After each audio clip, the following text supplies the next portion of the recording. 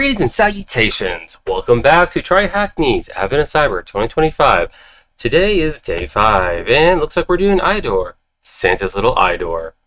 Let's jump in, shall we? Yeah, say story 5.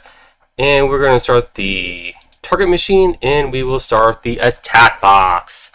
So, the little story here... let's see. Recently, the support team has been receiving many calls from parents who can't activate vouchers on the TryHackMe website. They also mention they are receiving many targeted phishing emails containing information that is not public. The support team is wary and has been enlisted the help of the TBFC staff when looking into the peculiar case. They discover a suspicious named account named Sir Carrotbane, which has many assigned vouchers to it. For now, they've deleted the account and retrieved the vouchers, but something is going on. Can you help the TBFC staff investigate? Try Present Me website and fix the vulnerability. So in this one, we're going to be learning about understanding the concepts of authentication and authorization. Learn how to spot potential operations for insecure direct object reference. Alright, so insecure direct object reference, so IDOR. We're going to exploit IDOR to perform horizontal privileges. So remember, IDOR, we generally go from horizontal means like user to user, not like from user to admin. User to admin would be vertical. User to user is horizontal. Okay. So learn how to turn IDOR into SDOR, which is secure direct object reference. Yeah, at one point I always thought this was indirect object reference, which is why I'm kind of stuttering when I say it. So anyway, so we got those going. So we can access the Try Present Me application at this address here. Remember, choose your own. Mine's different than yours.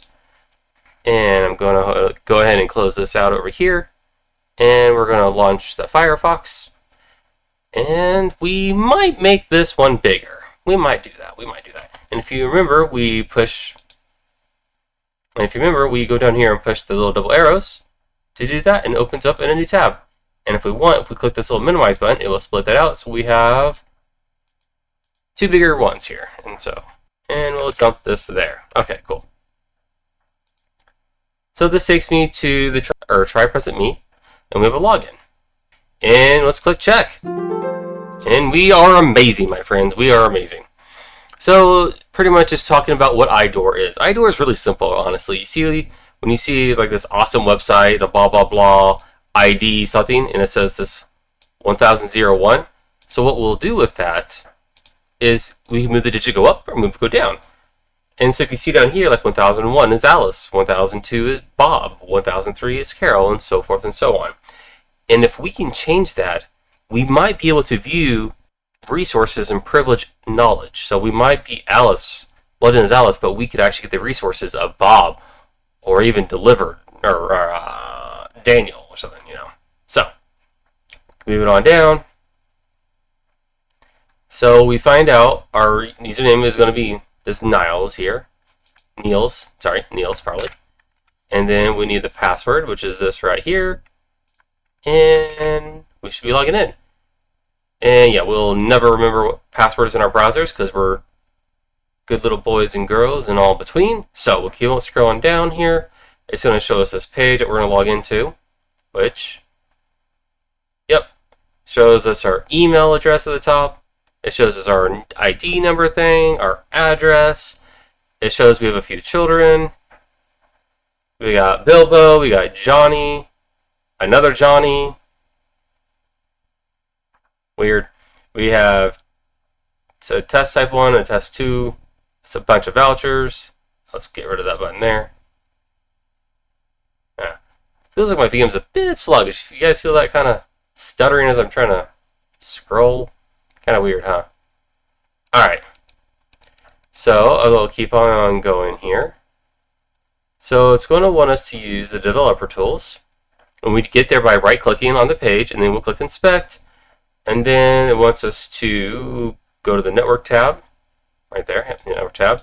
And then it's going to want us to refresh, and we're going to look for something like that there. Okay, so what we'll do is right click, Then we're going to go to inspect. And it's going to go whoop. And then we're going to go right here to the network tab. And then we will refresh the page. You can push the refresh button, or you can press F5 on your keyboard normally. F5 or refresh. And when we do, we see this right here. This view account user underscore ID equals 10. Now, let's click on request, response here. And let's make this a little bit bigger. And if you do, you see that gives us like the user ID is 10, our username, our email, first name, last name, ID numbers, address, even the second part of our address, our city, our state. Pretty interesting. Postal code, country. Pretty cool, right? I want to underneath this drop down for children. Anything there? Oh, look at that. It even tells us the kiddos information too. Pretty scary, right? Alright, so let's go back to the lesson. So let's take a closer look at the view account info, which is what we did. So we clicked on it, and then we clicked on requests, which we saw the same kind of information right here. So this tells us the user ID as a reference for getting details. So in the develop tools, we'll navigate to storage, and we're going to go to local storage, and we're going to change it right here.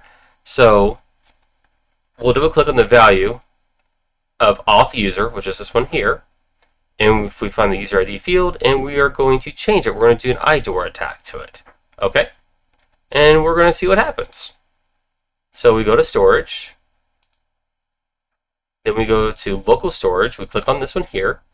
There's the auth user, and then we jump over here to where it says 10. Yeah. Maybe. There we go. And we're going to change 10 to like 11. Sound good? All right. We click enter. And then we're going to refresh the page. And let's see what happens. Who are we now? Let's make this a little smaller. Now we're test@test.com. Interesting. And we have no children. Oh, we do got some vouchers. Pretty cool, right? Now with that being said, the stuff over here changed to the network. See? Right there. Pretty cool. Let's go back to the first one here. So now, we've done our first IDOR attack. Congratulations. And IDOR is actually one of the very first, I'd say, web vulnerabilities I've ever was exposed to, and I didn't even realize it. It was back in the days of GameFAQs when we hunted secret message boards. We were board hunters back then, and there was boards that was only discoverable by doing IDOR because there was no links to them directly from the actual website, unless other users shared them with you. So yeah, and one of them was actually really cool because that board was named Brilliant, and it was -1 to get to that board. I don't know if GameFAQs still does that, but yeah, little lore. Okay, so sometimes IDOR is in disguise, so it's not obviously reference. Okay, so let's see what they're talking about. They want us to click on this little eyeball, and we're going to do the network tab, and we're going to see something like this here. Okay, which that is known as base64. So let's take a look here. Let's go back to our storage, and we're going to go back to local storage. We're going to click on this here. We're going to go back to our user part, and we're going to change that 11, and we're going to update. And we will click on this. We'll go back to the network tab, right? And we're going to click this little eyeball. It's going to populate this. And if you notice, it created this here. This big M, little g, enter, enter. So I want to show you a cool site.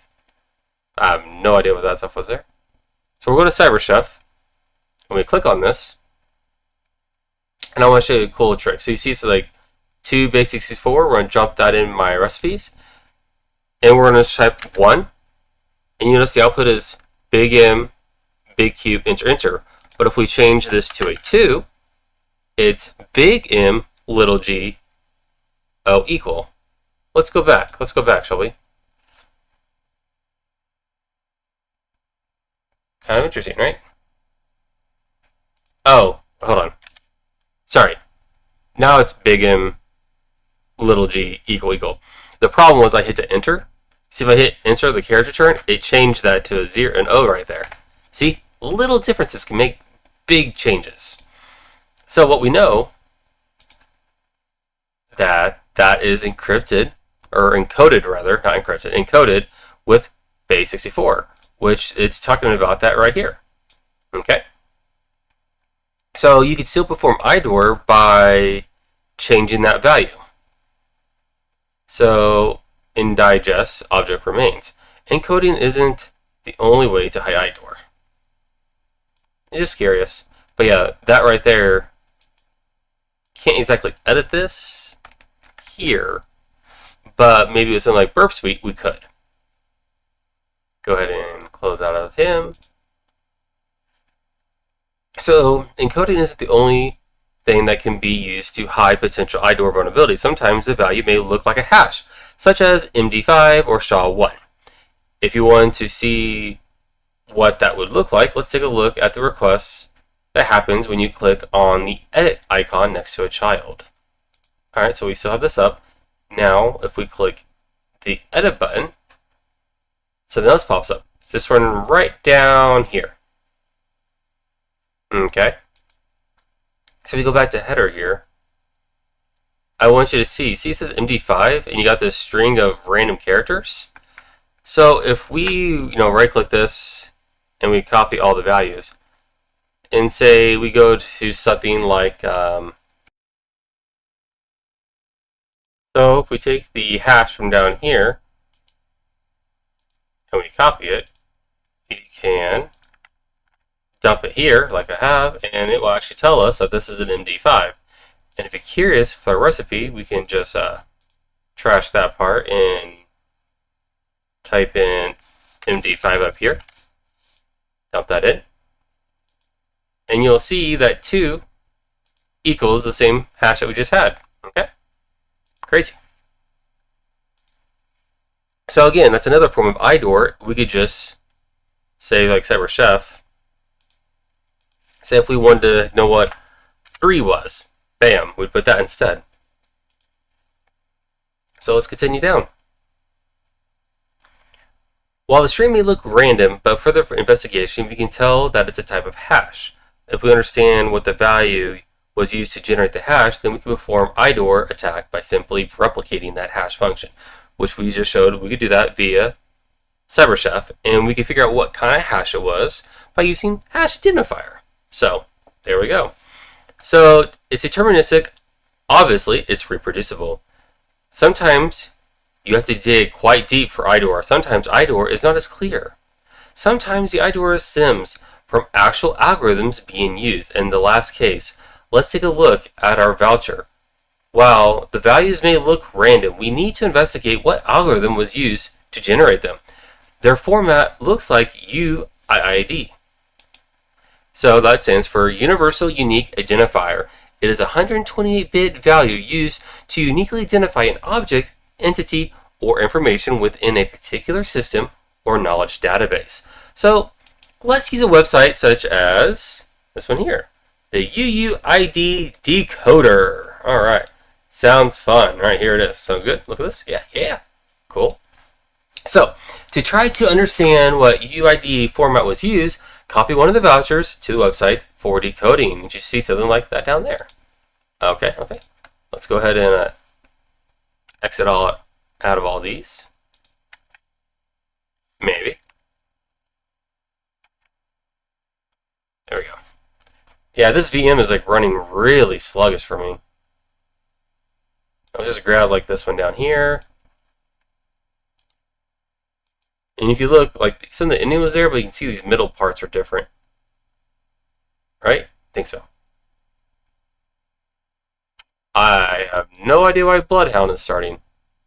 Anyway, let's go to UUID, and we'll dump this in here. If I can read. So let's see. Standard file string, version. So the version is 1.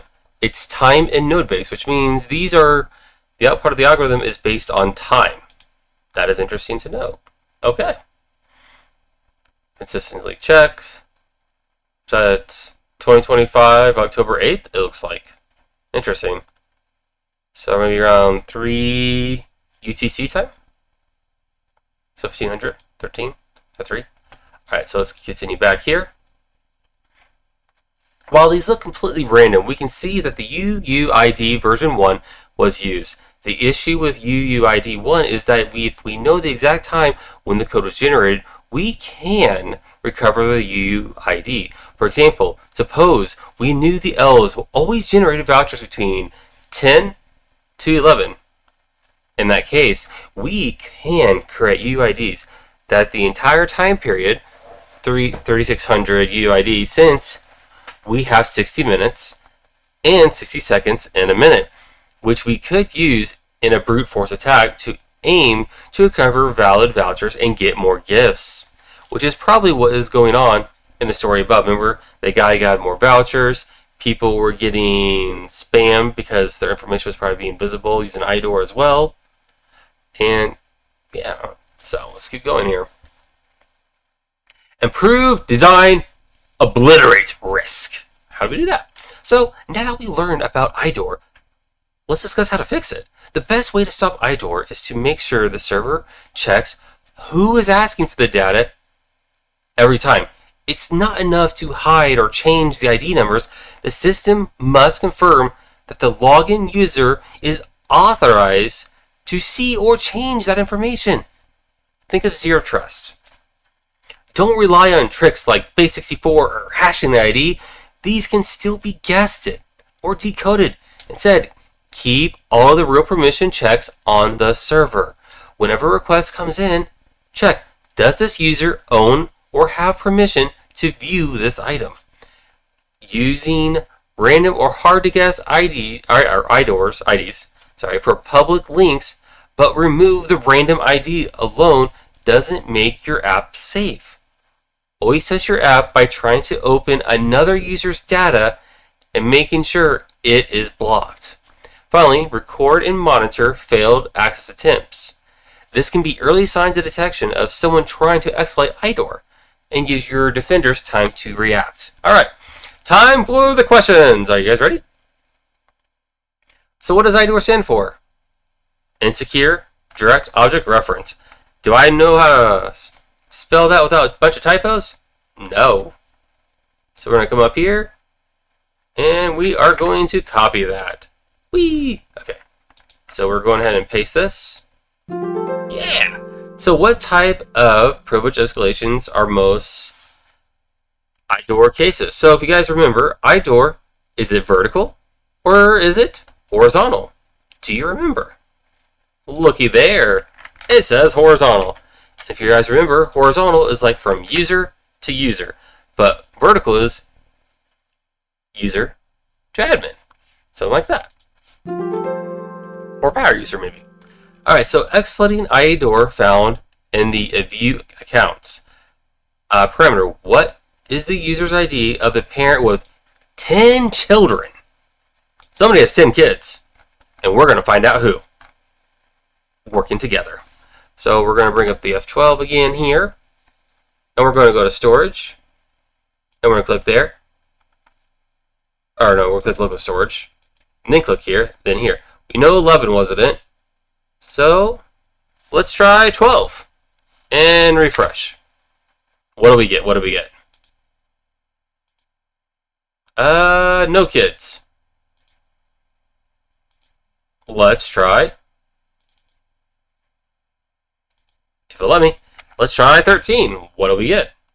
Oh, we gotta hit refresh too. Whoops. We get Bunny, Bad Bunny. No. Their address is first hole 1. Interesting ID number they got there, isn't it? So let's try. Give me a double click. There we go. 14. Will 14 be lucky? We gotta find out. This is Pickle Rick. This street is 6. But they only have 2 kids, and their both name is Morty. I'm pretty sure there's a joke here, but who knows? Morty and something about Rick's. I don't know. And I have no idea about that 6th Street. So let's go ahead and try 15. What does 15 get us? This guy's email is Sir Breeds a Lot. Sir breeds a lot. At 10 children. He lives on Candy Road 5. Let's see. Oh my goodness, what do we got here? Oh, hold on. Let's get rid of that. Let's take a look. Let's take a gander. Oh my goodness, there's so many kids. Tristo, Bumble, Lupin, Hazel, Bracken, Sorrel. Well, if you guys can tell, this is very glitchy of a VM for me, but we can count there's 10. Because there was 3 rows of 3 plus 1, so 3, 6, 9, 10. Alright, so we found its ID 15. Which is it asking? What is the user ID? It is 15. And it's also fun to click these little hints if you don't know. And oh yeah, so that goes down here gives you an idea. Using the example, the task example, change the ID value of your token and refresh the page. Work in incremental steps from your user ID. So that was cool. All right. So now these next few are bonus ones, which we could do or we don't have to do. But you can just click, check if you want to. So with these, it is asking you, if you want to dive even deeper, use the base 64 or MT5 child endpoint and try to find the ID number of the children born on 2019, April 17th. Yeah, it's probably the right calendar code, because I'm pretty sure there isn't a 17th month. Anyway, to make the iteration faster, consider using something like Burp Intruder. If you want to check your answer, click the hint question. So if you want to know the actual answer, you can click there. If you want help with that, I could make another video on that. Well, maybe. Burp Speed is a whole other tool and set, and that's a massive thing. There's a thing known as Burp Speed Academy, and that would pretty much teach you everything you want about Burp. So next one, the backtrack is, want to go even further, using the /parent/voucher/claim endpoint, find the voucher that is valid on the 20th of November, 2025. Insider information tells you that the voucher was generated exactly on the minute, somewhere between 10 o'clock and midnight UTC that day.